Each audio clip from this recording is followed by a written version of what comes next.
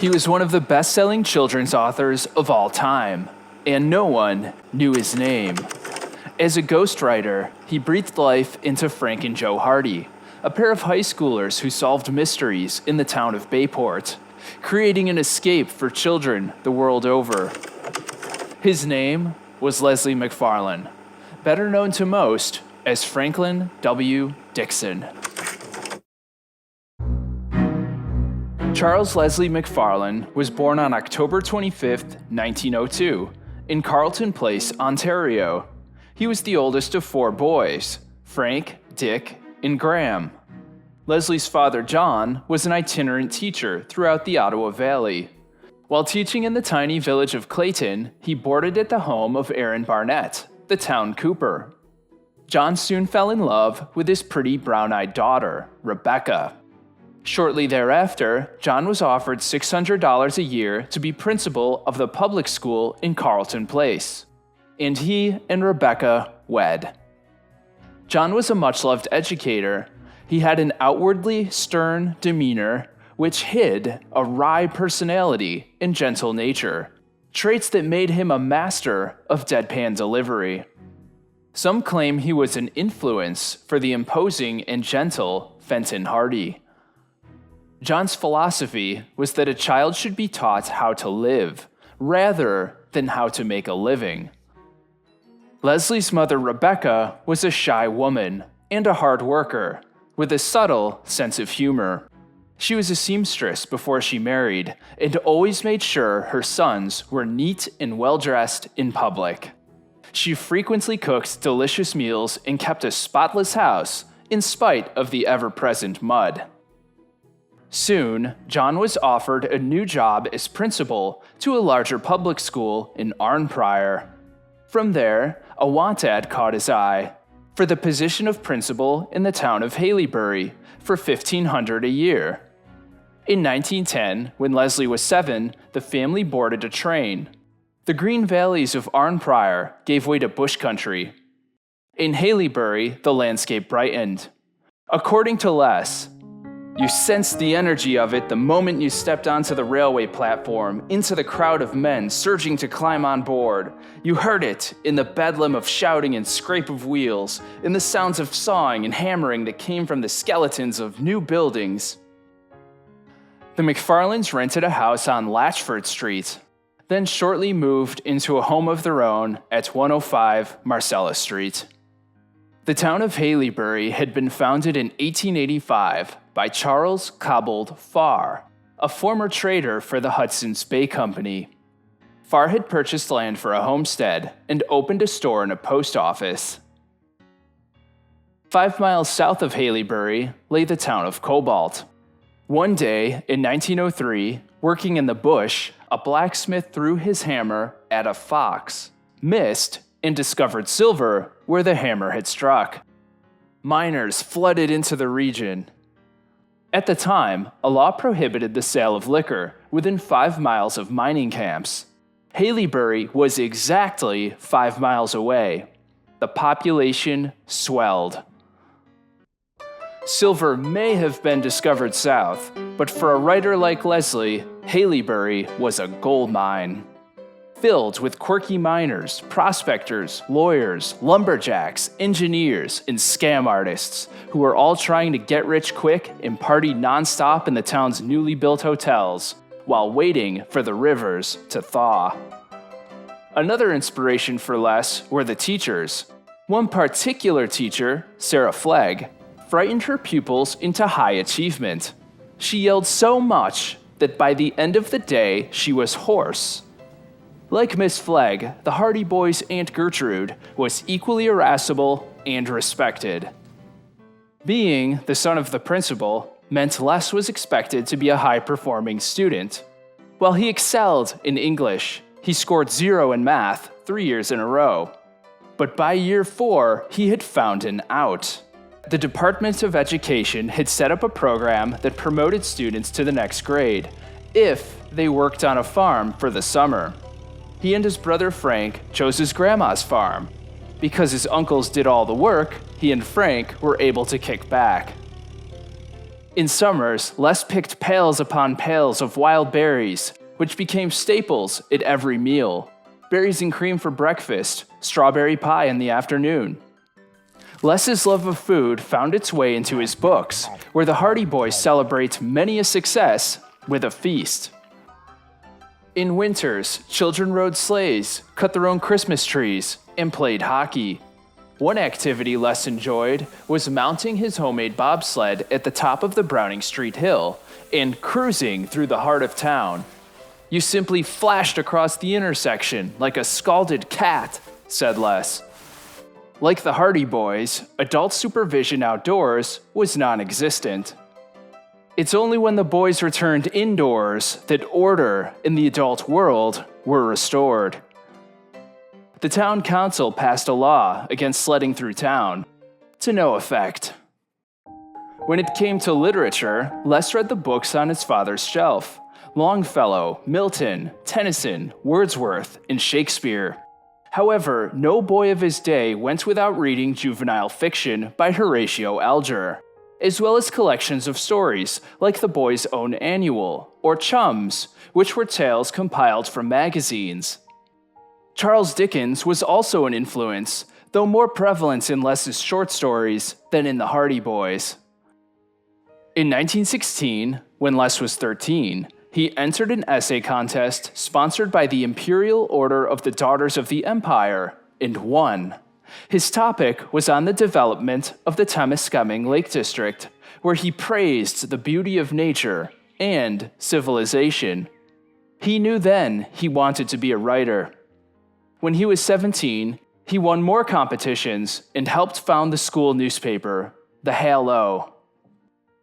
Throughout high school, he delivered the Saturday Evening Post, ran errands as a junior bank clerk, worked at the theater as a projectionist, set type at the Haileybury newspaper, and worked as a tallyman for the Reardon Pulp and Paper Company. Les graduated second in his class in 1919.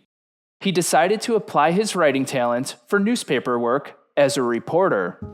At first, he wrote articles freelance for the Haileybury. There, he wrote his first big story when he covered a fire in a nearby village. But he goofed up and reported the wrong address. "I had gone and burned down the wrong house," Les recalled. Then, he took a trolley ride to Cobalt, where he landed his first full-time job as a reporter for the Cobalt Daily Nugget. The editor, Mr. Browning, hired him on at $9 a week. Not a bad pay while still living with mom and dad. Then Browning handed Les over to the news editor, Dan Cushing, for his crash course. It took about 3 minutes and consisted of one lecture. "The important thing is to get the names right. Nobody likes to see his name spelled wrong. Remember that. Also get the addresses right. Last year, some bum was thrown into the pokey for being drunk and disorderly, and he gave his address as 22 4th Avenue. See anything wrong with that? He didn't live there. The Baptist minister lived there. That reporter should have checked. That reporter is now working underground at the O'Brien mine. A job I wouldn't wish on a dog. Understand? One more thing. Don't use the word very in a sentence. I hate it. That's all." In Cobalt, silver mining was just an industry now, with about as much excitement as the gravel business.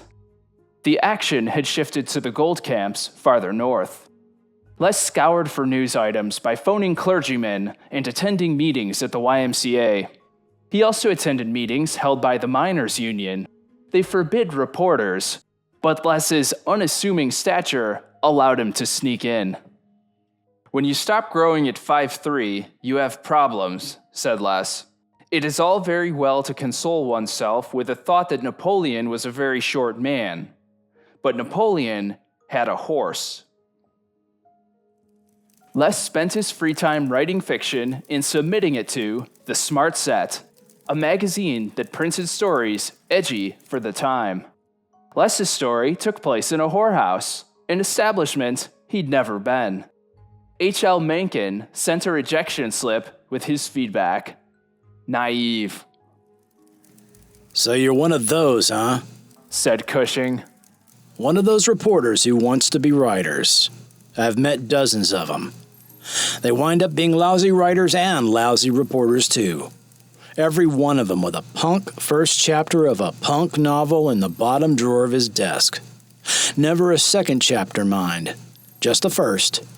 Or the first act of a punk play. Just the first act.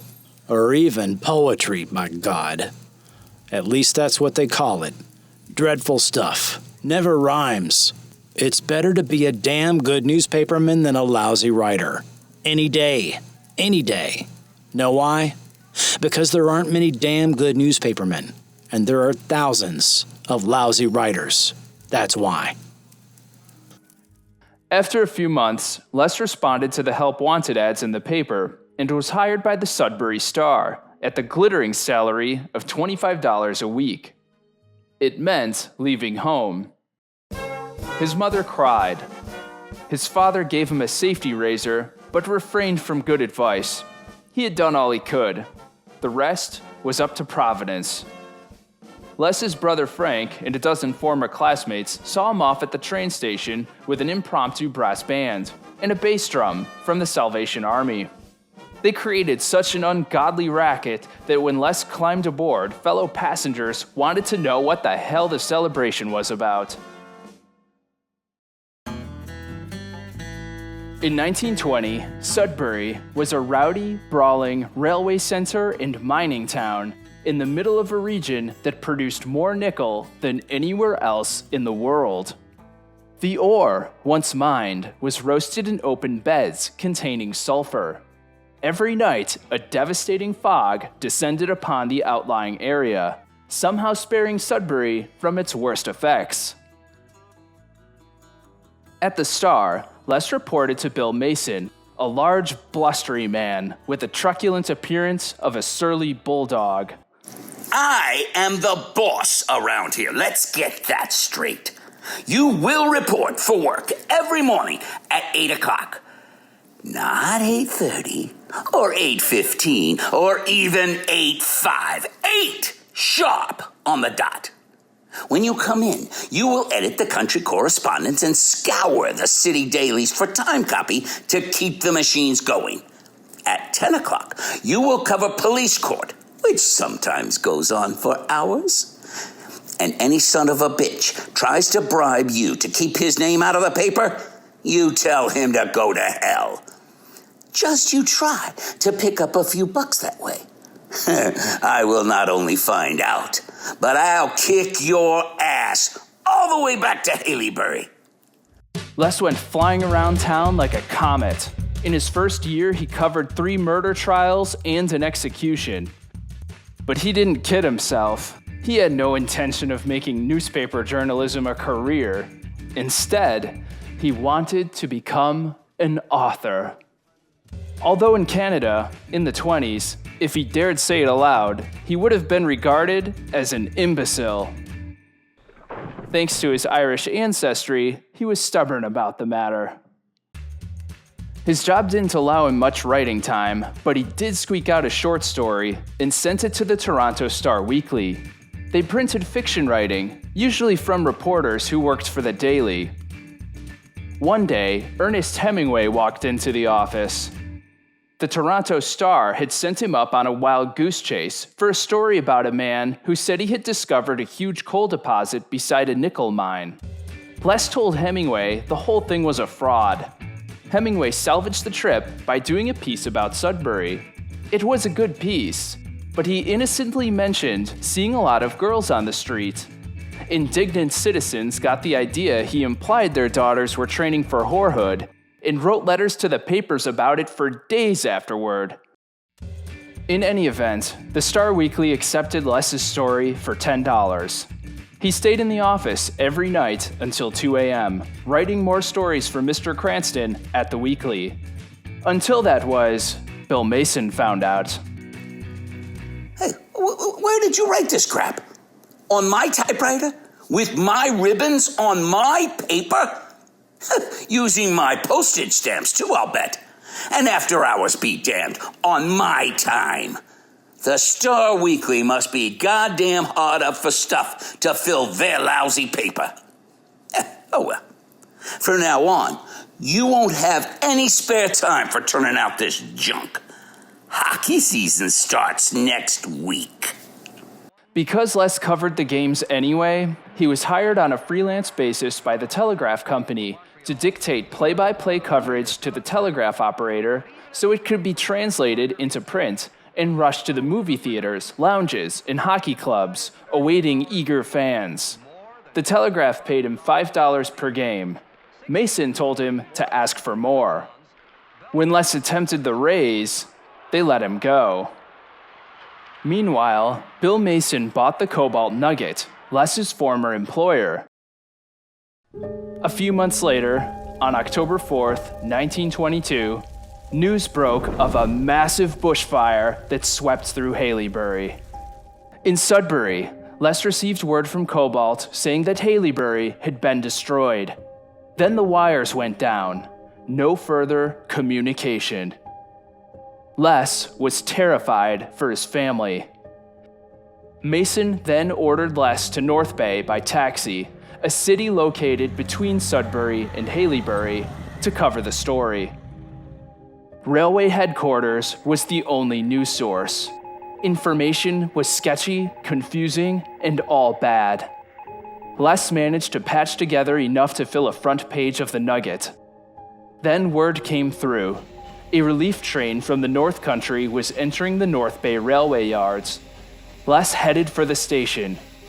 As the train rolled to a stop and weary people emerged from the coaches, he caught a glimpse of his mother, then his brother Graham.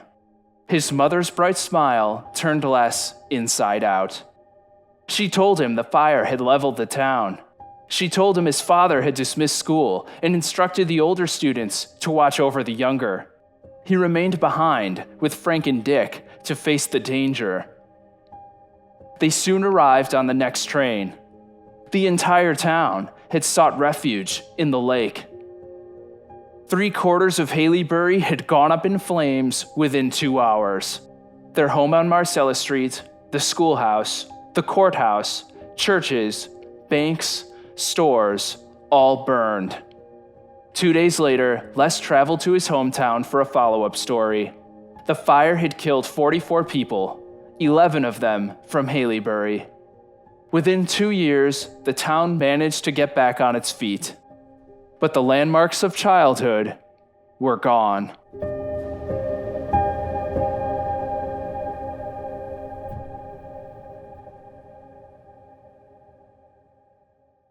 At work, life returned to some semblance of normalcy. Les spent evenings writing poems.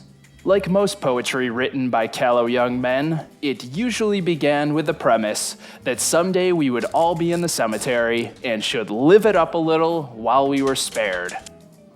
Girls always expressed admiration for his poems, but always seemed to desert him for some uncouth suitor who owned a car. One day, Les came across a couple of his poems printed in a magazine under the byline of the girl who inspired them. She'd stolen his writing. He was flattered by the recognition and forgave the young lady when she explained that she had been pressed for funds, but Les couldn't help feel that he should have at least gotten a credit. Les was then blessed by a mentor of sorts. A new managing editor named Beckett had showed up out of nowhere. Beckett had worked for Randolph William Hearst, for Walter Howie on the Chicago Tribune, and had even done a managerial stint for prizefighter Jack Johnson. He'd worked everywhere and knew everyone. On one occasion, while smoking his pipe at his typewriter, Beckett tossed a lit match over his shoulder into the wastebasket and set it on fire. Mr. Beckett? Be with you in a minute, I'm busy. Your wastebasket is on fire. Great Scott, so it is! He gave a great bellow of laughter and tried to stamp out the blaze by planting his foot in the wastebasket. But it was a wire basket, and when he stamped a second time, he found his foot was trapped. Beckett lunged around the office with one leg of his pants on fire, trying to kick himself free, sending blazing papers in all directions. If you have never seen a Blonde Society editor kicked from behind by a flaming wastebasket, you have missed one of the rare experiences of journalism, said Les. Les once asked Beckett if he'd make a good fiction writer. Well, it depends on what's inside you. Talent. Some have a little, make it stick. Some have a lot and mess it up.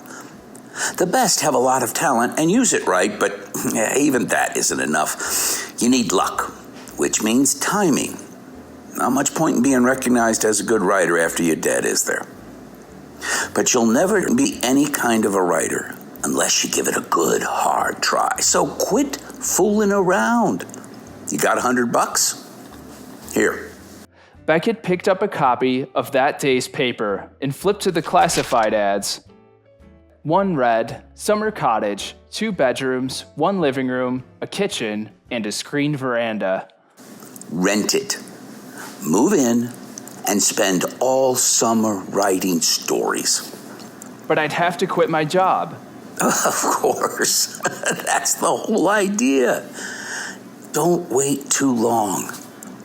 I've met scores of old newspapermen who wanted to be writers and just never got around to it. Then Beckett left and the paper fell into chaos. Bill Mason was in one of his morning tirades when Les put his copy pencil down, reached for his straw hat, and to his utter astonishment, heard himself tell Mason to go f himself. The cabin was waiting for him. It fronted a sandy beach on a bay 3 miles down Lake Ramsey. There was no electricity and no well. Drinking water came from a spring in the woods. Les bought a second-hand typewriter, found a roommate, and moved in with a stock of food and beer. The cabin was surrounded by such thick bush he accessed it by canoe. The year was 1925. Les discovered Sherwood Anderson and took comfort in the fact that a figure no less famous than former dentist Zane Grey had experienced humiliating rejection before his books were published. Les was also starting to get the feel of the type of story each magazine wanted. Before quitting the Nugget, he had sent out a story called The River Trail to Adventure magazine. He'd received it back with detailed comments from editor Arthur Sullivan Hoffman that left Les so depressed he was tempted to take a walk after reading it, straight into the lake. After Les let the feedback sink in, he sent it back out and received a check for $300. Now, out in the cabin, Les sold 5 more stories to Adventure that year and ended with a total of $1,540 in sales. Whether for lack of confidence or a steady paycheck or for other reasons, Les was back at a newspaper in early 1926, this time in the United States at the Springfield Republican in Springfield, Massachusetts. Editor Bill Walsh hired him on for $40 a week. Around this time, Les also acquired an agent in New York, coincidentally named Bob Hardy, to help him sell his short stories. By spring, Les was 23, perusing a trade journal called The Editor, when he came across an ad. Edward Stratemeyer writes, "We can use the services of several additional writers in the preparation of the syndicate's books for boys, books for girls, and rapid-fire detective stories. These stories are all written for the syndicate on its own titles and outlines, and we buy all rights in this material for cash upon acceptance." Les was intrigued, but he had no idea who Edward Stratemeyer was. Edward Stratemeyer was born in 1862 in Elizabeth, New Jersey, to parents who owned tobacco stores. He sold many stories to story papers throughout the 1880s. By 1890, Stratemeyer opened a stationery store, but he longed to be in the literature business. He soon got a job at Street & Smith, a prolific publisher of dime novels. Written for adolescents, dime novels were between 16 and 32 pages of adventure stories, issued weekly or semi-weekly, that focused on the exploits of a series of characters. Through the publication of dime novels, Stratemeyer learned the conventions of formulaic fiction, the usefulness of stock characters, and the importance of humor. While at Street & Smith, Stratemeyer began a correspondence with an ailing Horatio Alger and finished editing a manuscript for him. After Alger's death, Stratemeyer wrote 11 more volumes of his unfinished books under the pen name Arthur M. Winfield. Stratemeyer learned that the money didn't go to the authors, but to whoever owned the copyright. In 1899, under the same pen name, Stratemeyer created the Rover Boys series and released the first 3 books simultaneously to gain interest. This method established a formula he would use for years to come. He bypassed magazine publishers and went directly to book publishers, Grosset and Dunlap.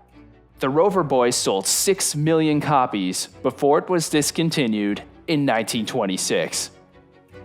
Stratemeyer also catered to female readers with series like Dorothy Dale, The Moving Picture Girls, The Outdoor Girls, and the ever-popular Bobbsey Twins, aimed at boys and girls, which began in 1904. In 1905, he created the Stratemeyer Syndicate and ran it out of his home in Newark, New Jersey. In 1910, he created boy inventor Tom Swift, which sold 6.5 million copies. Publishers demanded so many books that Stratemeyer could not supply them. Stratemeyer developed a method to submit book plots and character sketches to large publishing houses like Grosset and Dunlap, Couples and Leon, and Garden City Publishing. Then, having secured a publisher's interest, a contract would be signed. Stratemeyer then hired ghostwriters to produce manuscripts based on his detailed outlines. Advertising costs were shared with the publisher, though Stratemeyer himself maintained strict control over the design of promotional materials. As for his personality, Stratemeyer was a straight arrow. He married in 1891, had 2 daughters, and raised them with love and warmth. He believed in the sanctity of family, attended church every Sunday, and did not drink. He didn't want fame and gave up writing the great American novel. He simply wanted to run a lucrative business, a children's books empire. By the time he issued the advertisement, his offices were at 315 4th Avenue. Les sat down in the city room of the Springfield Republican and hammered out a reply. 3 weeks later, he found a letter in his mailbox. The letter briefed Les on a possible assignment: ghostwriting a book series designed for juvenile readers. Les would have to read 2 specimen books from 2 different series and choose which one he wrote for: Nat Ridley Detective Stories or Dave Fearless. After choosing, Les had to complete 2 trial chapters to see if he'd be a fit. If so, he could write the remaining 18 chapters for a $100 flat rate sum. No royalties, but the prospect of further lucrative assignments. The names of the authors came as a shock. Les had heard of them, but he didn't know they were fake, made up of ghostwriters, until now. Les read the first 2 specimen books and considered them both garbage.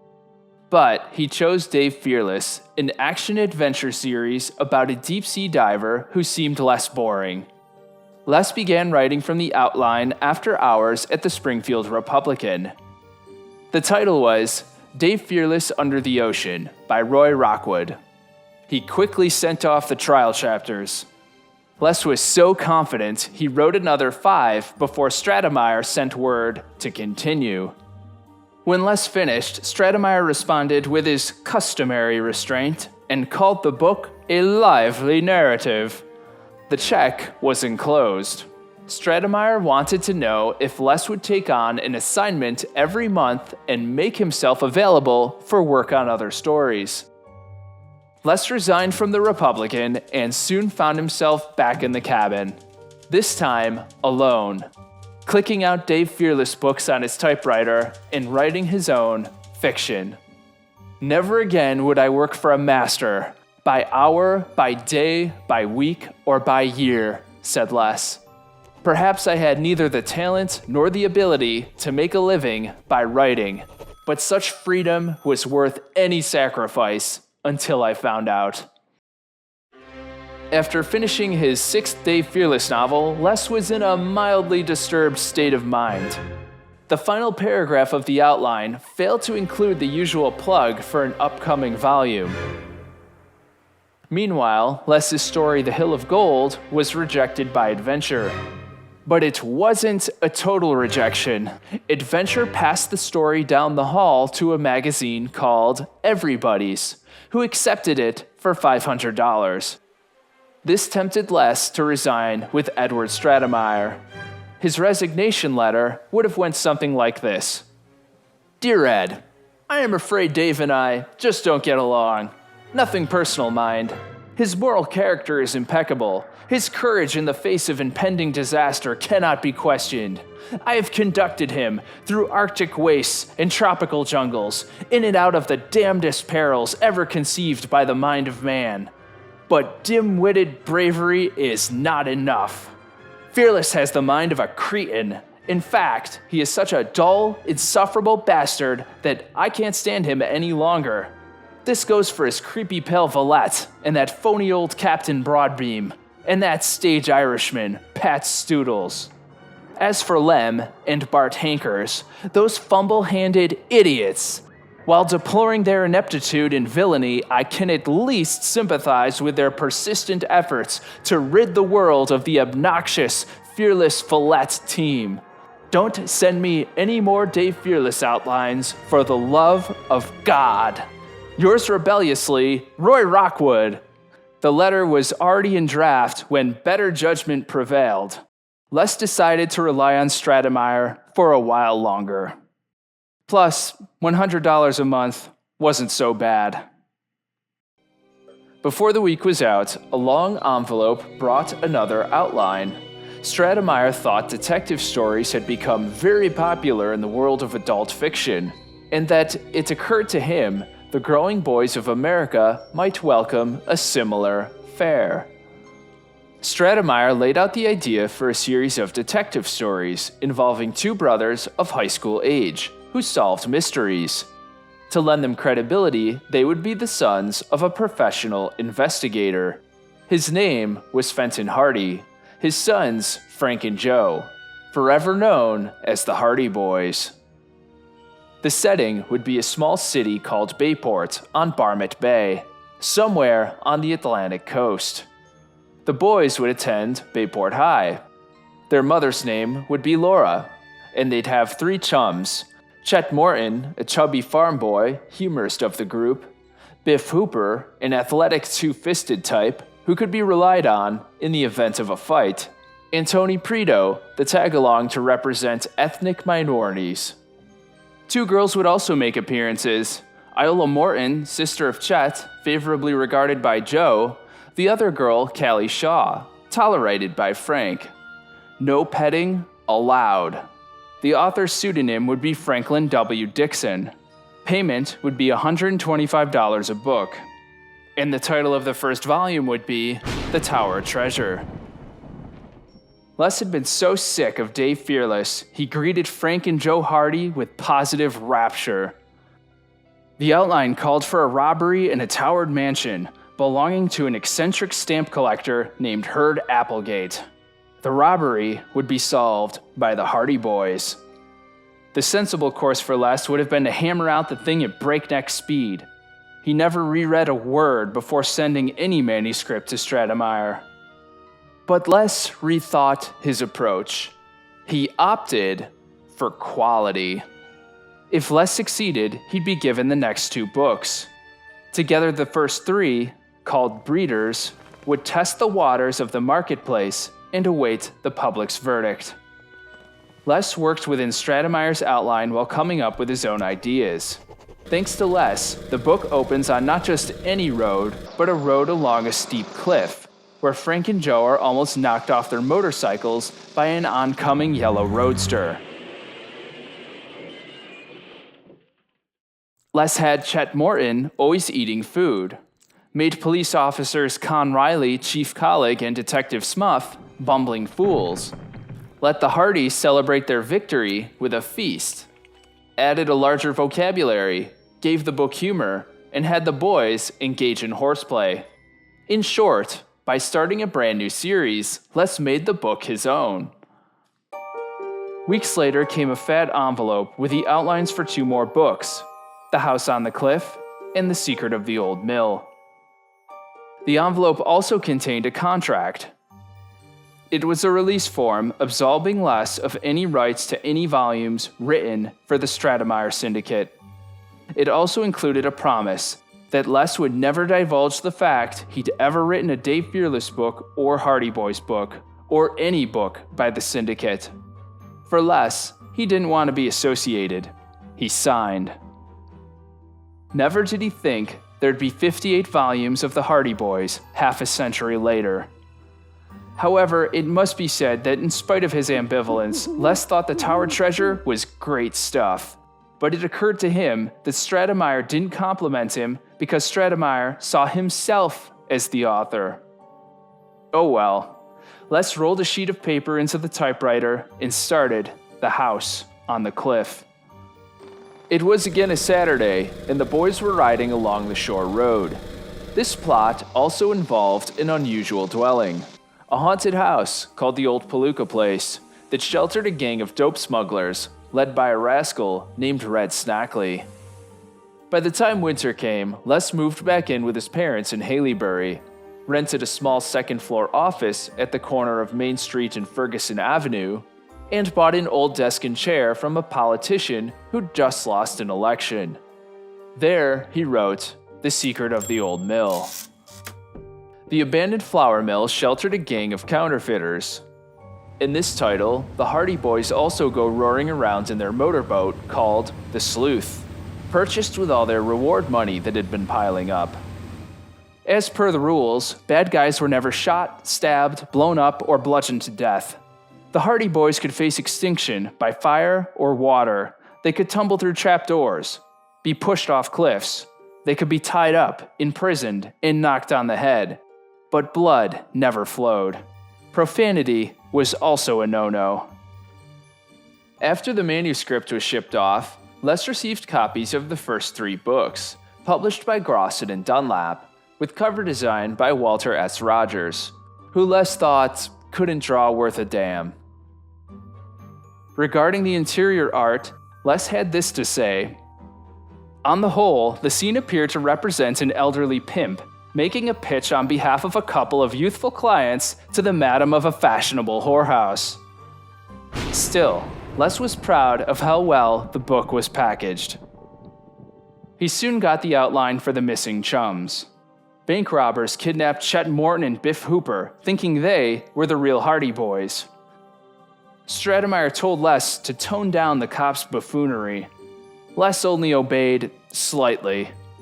He thought children should question authority and understand that people who ran the world were sometimes stupid.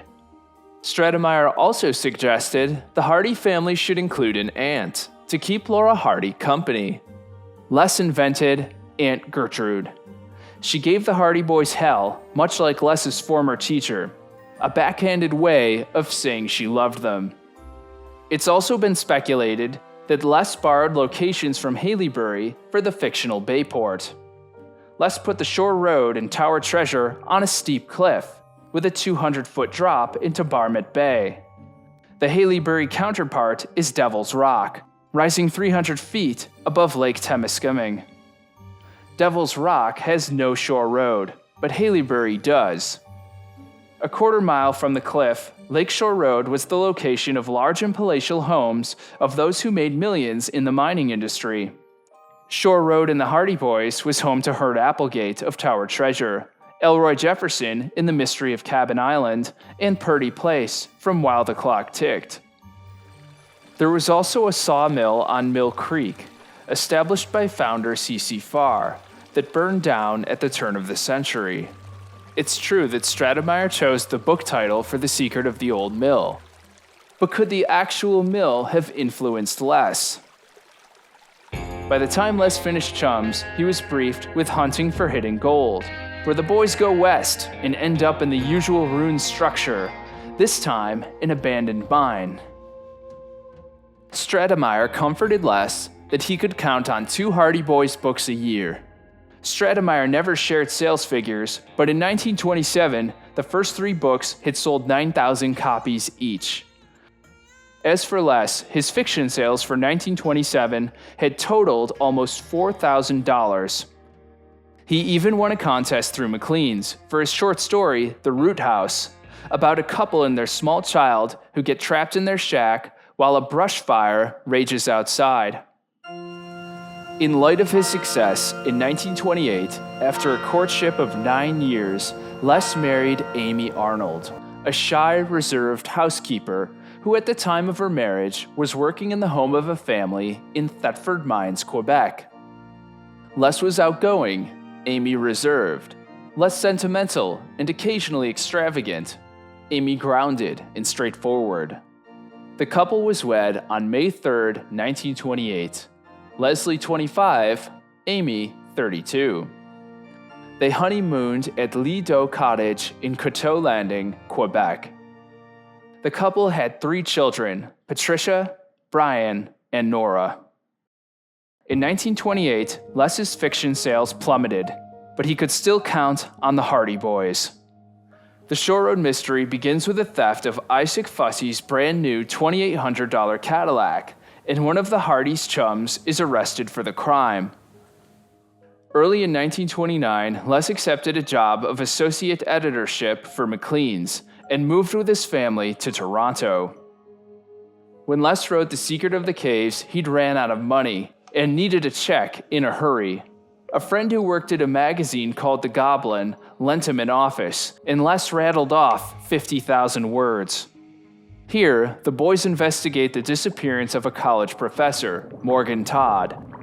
Their investigation leads them to Honeycomb Caves, where they uncover a smuggling operation and a connection to the missing professor.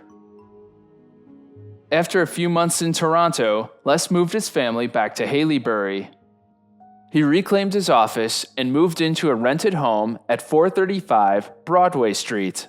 Later, the couple rented a home at 580 Brewster Street.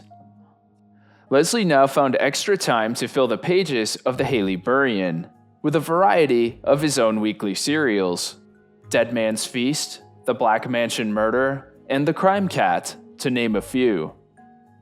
He also made time for the Hardy Boys. In The Mystery of Cabin Island, the boys are invited to spend their Christmas vacation on said island by Mr. Jefferson, who also asks them to find his missing grandson and stolen medals. While exploring the island, the boys encounter a mysterious stranger named Hanley and discover that someone is searching for the same things. The Hardy Boys must outwit Hanley, solve the mystery of the missing medals, and find Johnny Jefferson, all while facing dangers on the island. The Great Airport Mystery brought the Hardy Boys into the air age. While driving by the new airport, a drunken pilot crashed his plane and nearly killed them in their roadster. Later, there's a mail robbery at the airport, and the Hardy Boys are arrested for the crime. The $50,000 bail money is put up by Herd Applegate and antique collector Jefferson from previous volumes. Les was about to throw in the towel on the Hardy Boys when he received the outline of what happened at midnight. Although Stratemeyer had gently scolded Les for not making the books long enough by a few pages here and there, Les couldn't let Stratemeyer down. This time, the boys are tasked by their father, Fenton Hardy, to retrieve a top-secret invention from a client's house at midnight to prevent it from being stolen. While successfully securing the invention, they become entangled in a smuggling ring's activities. Later that night, Joe is kidnapped, and Frank must race against time to find him before he's taken overseas. This was it, Les decided. He made plans to move to Bermuda with his wife and was about to quit the Hardy Boys when October 1929 happened and the stock market crashed. As the Great Depression arrived, many publishers vanished. Book sales dried up. Even the Stratemeyer Syndicate canceled many of its series. The Hardy Boys took a dip in sales and managed to climb out, but instead of 2 or 3 new titles published every year, the Syndicate reduced them to 1. In May 1930, Les received a letter from the syndicate informing him that Edward Stratemeyer had died of pneumonia at age 68. In the months leading up to his death, he'd suffered 3 heart attacks. Unlike Mildred Wirt Benson, ghostwriter for the Nancy Drew series, Les had never met Stratemeyer or spoke with him on the phone. In spite of Stratemeyer being all business, though, he did have a soft spot for Les. He'd sent him $25 for a wedding gift, and again when his wife gave birth, and also at Christmas. Stratemeyer's daughters, Mrs. Harriet Adams and Miss Edna Stratemeyer, took over the business. Les received a $500 gift from the Stratemeyer estate, the outline for While the Clock Ticked, and kept writing. Here, the boys investigate a series of mysterious events surrounding a banker who has just purchased an old house with a secret, time-locked room. The banker is receiving threatening notes within the locked room, leading the boys to suspect a connection to a group of harbor thieves plaguing Bayport. Les was dealing with his own plague. He could feel the financial pressure of the Depression and started to drink more. It must be said, though, that in spite of his drinking and Amy's lifelong depression, he remained an attentive husband and father, and became active in organizations like the Library Board and Hockey Club. Because of the aforementioned strains, however, Les wrote the syndicate looking for more work. His wish was granted. He ghost-wrote the first Perry Pierce mystery, but then backed out of further editions when his writing career picked up. But the whole market ebbed and flowed, so before long he was back asking for work a second time. The Stratemeyer sisters gave him a new assignment. Writing under the pen name Carolyn Keene, Les wrote 4 books in the Dana Girls series, though he absolutely despised it. He preferred writing about the boys. The Stratemeyer sisters granted his wish yet again. Les wrote 3 more Hardy Boys books while living in Haileybury. These included Footprints Under the Window, The Mark on the Door, and The Hidden Harbor Mystery. He was back on familiar ground. Author Arthur Prager argued that the books followed a 4-part plot outline with the same beats. Fenton Hardy hands down a case. The boys take it on, usually stemming from a coincidence. The boys follow a trail left by the evildoers and get into trouble where they are usually rescued at the last minute. And the criminals confess and good triumphs. However, author Carol Billman believes the books are more complex, with circuitous plot lines that all tie together by the end. In 1934, an article titled "For Indeed It Was He" was published anonymously by Fortune. It exposed the Stratemeyer Syndicate's ghostwriting fiction factory and compared it to Rockefeller's Standard Oil. The article served as fodder for critics of series of books who'd been banning them from libraries. In 1914, the Boy Scouts of America's librarian, Franklin K. Matthews, launched a similar campaign targeting series books with the argument it rotted children's brains.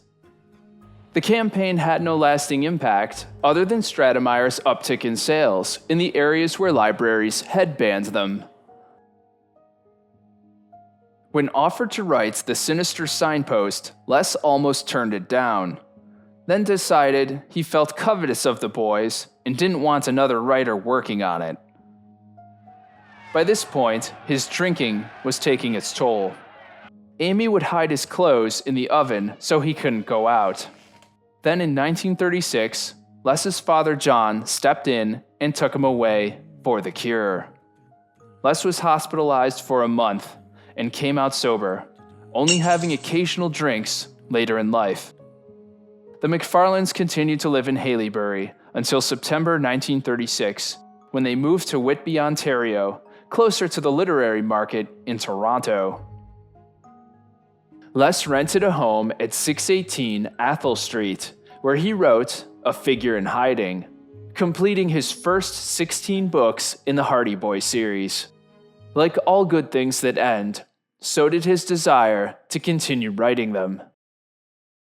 For the Hardy Boys series, titles 17 to 21 became known to fans as the Weird Period.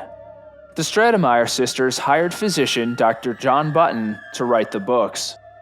In Mystery of the Flying Express, Laura Hardy becomes Mildred. The Hardy home is located on Elm Street instead of on High Street, and Chief Colleague becomes Chief Finch. Rational plot development is abandoned. Action and dialogue aren't threaded. Discrepancies abound. Les was too much in a funk to notice. While living at 815 Center Street South, he was thinking of giving up writing entirely. Then Sinclair Lewis came on the radio with simple advice. Writers should keep on writing. Les would be a fool to quit, knowing he'd come so far on the straight fiction path. F. Scott Fitzgerald was having similar self-doubts. He wrote to Les in 1936, "I rather think I am done as a writer. Maybe not, of course. The fact that I can still write a vivid metaphor or solve a technical problem with some suavity wouldn't be an indicator one way or another. However, time will tell, and in the meanwhile, I appreciate the goodness of heart that prompted your letter." Les had written Fitzgerald unsolicited criticism on Tender is the Night, while referencing the crack-up articles Fitzgerald had published in Esquire. Knowing a writer of Fitzgerald's stature had insecurities brought Les solace. He received a blow at the death of his father, but still managed to bounce back. He edited stories for Maclean's for 3 months and started writing radio dramas. By the 1940s, Les was writing plays for the Canadian Theatre of the Air, a radio drama program. In 1941, Les's son Brian happened to notice the Hardy Boys books on Les's bookshelf. Les revealed that he was the author. When Brian asked why he never knew, Les said that, "I guess it didn't occur to me." By 1942, Les returned to the Hardy Boys with the Flickering Torch mystery, after a 5-book hiatus. Although the boys were a low priority for him, and he wrote this installment in 6 days, he still had the moves. He tried his hand at one more series, The X-Bar X-Boys, a Western adventure mystery series. But it never went to print, and the series was canceled that year. On the war front, Les had tried to enlist in the military in 1940, but was rejected because of his height. Instead, he contacted Canada's Department of Munitions and Supply in Ottawa and began a government job as speechwriter in its public relations department. The job required another move, this time to Ottawa in 1943, renting a home on 8 Christie Street, where they lived for 12 years. Les spent part of the summer of '43 writing The Melted Coins. In 1944, Les joined the National Film Board of Canada, a documentary-making arm of the Canadian government. Under the direction of British filmmaker John Grierson, films by the NFB soon became known for their creativity and technical skills. Les thrived here as a writer, producer, and director himself. In 1951, Royal Journey earned him a British Film Academy Award. In 1953, his script for Herring Hunt earned him an Academy Award nomination. Also in 1953, Les directed a documentary short about the wide scope of hockey in Canada, called Here's Hockey. In 1948, he directed a film aimed at children, called The Boy Who Stopped Niagara. These are just some of the countless titles Les was involved in. When he wrote the shortwave mystery in 1944, it was after working 14-hour days spent researching for his film Ships and Men for the war effort. He believed the book came out uneven and apologized for his tardiness. Harriet Adams accepted the book and responded with another, The Secret Panel. With filming dominating his time, Les turned it down. Harriet wrote the book herself. It was not a pleasant experience. So in 1946, she offered Les The Phantom Freighter. Les accepted. It would be his final entry, but he had a condition. He asked Harriet if his wife Amy could finish the book, since he was busy. Harriet skeptically allowed it. According to Les's adult children, their mother Amy did not have the talent to write a book to syndicate standards. It would have been nearly impossible for her. Upon examination, the book has Les's style and humor throughout. In his autobiography, Les claimed he wrote the book in a motel room in Nova Scotia while directing a film. There's a theory he wanted Amy to receive the check for tax purposes, and so had Harriet Adams list Amy as the author on paper. In any event, Les sent off the manuscript with a note to the effect he was too busy to take on any further assignments, thus ending his time with the syndicate. He'd ghostwritten titles numbers 1 to 16, 22 to 24, and probably 26. In 1948, after critiquing the novel of a department head at Carleton College, Les was offered a job there teaching fiction. Instead of lowering himself to cater to the misfits, he taught the class in a way that reached the most gifted students. He held the post, alongside his job at the film board, until 1956. In 1955, Amy died of cancer.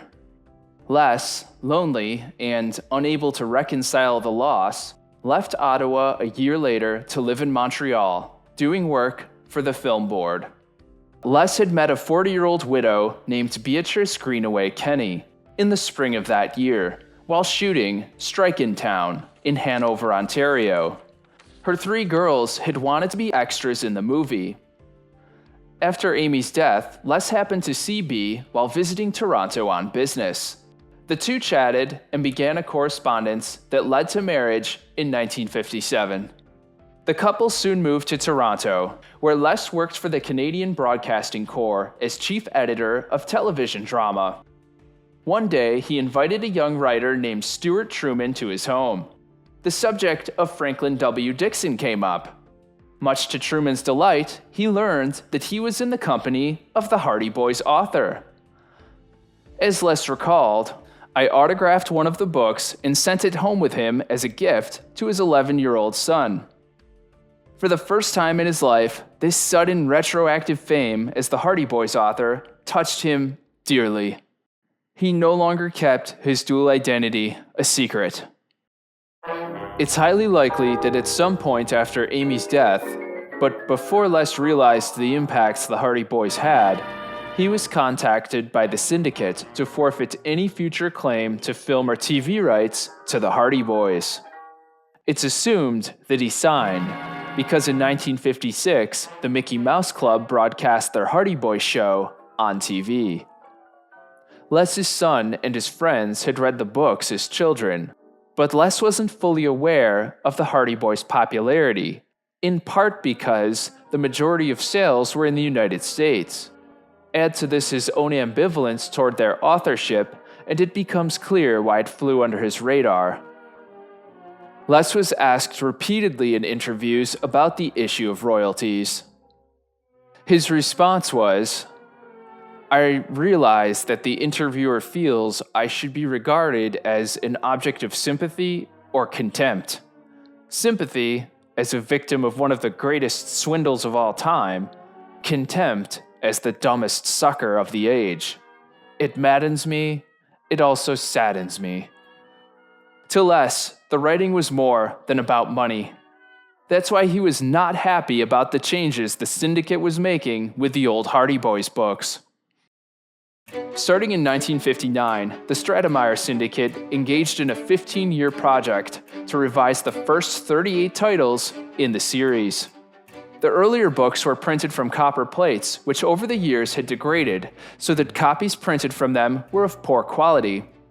Racial stereotypes, though few in number, were removed, as well as old-fashioned terms like roadster and chums.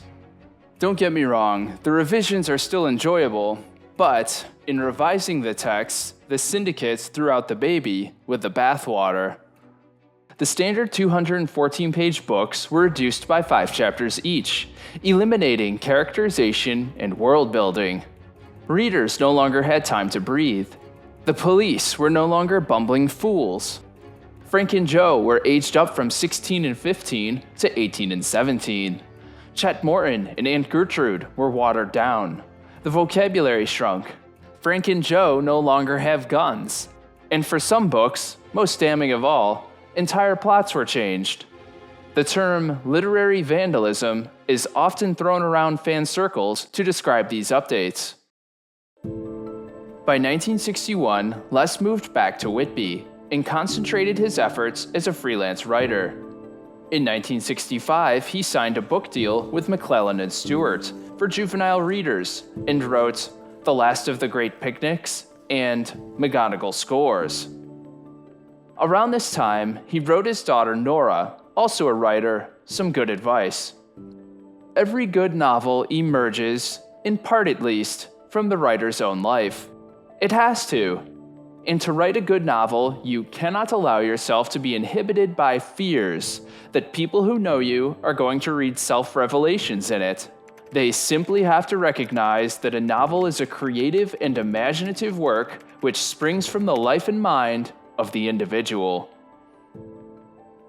During the 60s, Les wrote many CBC comedies and dramas.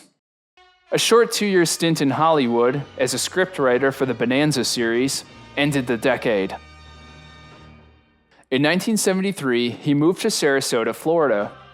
In 74, although worried of legal consequences, he appeared on the game show To Tell the Truth as the real author of The Hardy Boys. Number 1, what is your name, please? My name is Leslie McFarlane. Number 2. My name is Leslie McFarlane. Number 3. My name is Leslie McFarlane. In 75, he wrote A Kid in Haileybury, a vivid account of his early years as a boy in the town.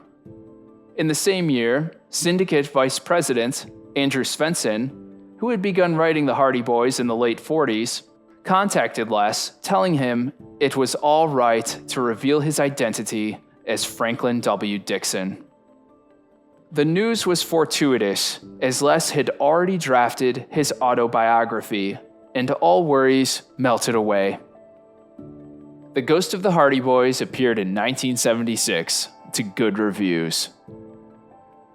On September 6, 1977, after a lengthy illness at the Oshawa General Hospital, 74-year-old Leslie McFarlane passed away of a heart attack.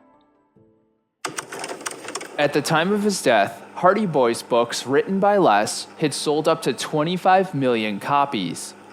All this for a man who claims not to have made more than $5,000 for his efforts.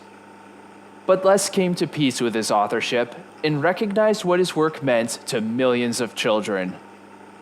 Children's admiration was honest, said Les. An honest compliment from a youngster is not easy to come by, and it is certainly not to be despised by anyone.